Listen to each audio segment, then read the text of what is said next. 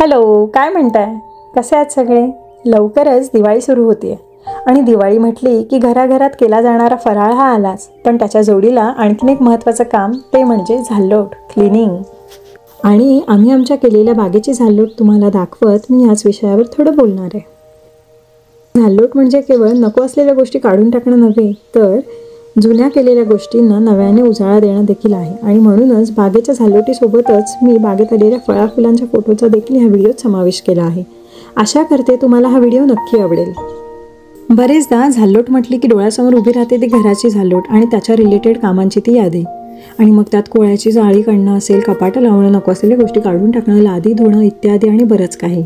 ही कामं करणं कधी कधी दुय्यम समजली जातात आणि त्यामुळेच किंवा वेळ आणि क्षमतेच्या अभावामुळे बरेच जण ह्या कामांसाठी इतरांवर अवलंबून राहतात किंवा इतरांवर सोपवतात. पण खरं सांगू का, ह्या छोट्या छोट्या कामांमधला आनंद घेण्यात एक वेगळीच मजा आहे.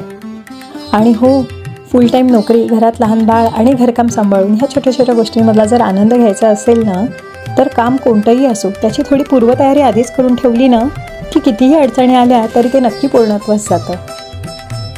आणि मला असं वाटतं, आजकालच्या डिजिटल जगामध्ये वाढत्या वयानुसार केवळ घर आणि बागेचीच झाडलोट नाही, तर आपल्या मनाची काळजी घेणं आणि मनाची झाडलोट करणं देखील तितकंच महत्त्वाचं आहे. त्यामुळे चला, ही छोटी छोटी कामं करायला घ्या आणि त्यातून आपल्या मनाला गुंतवत मन आणि घर दोघांची झाडलोट करा.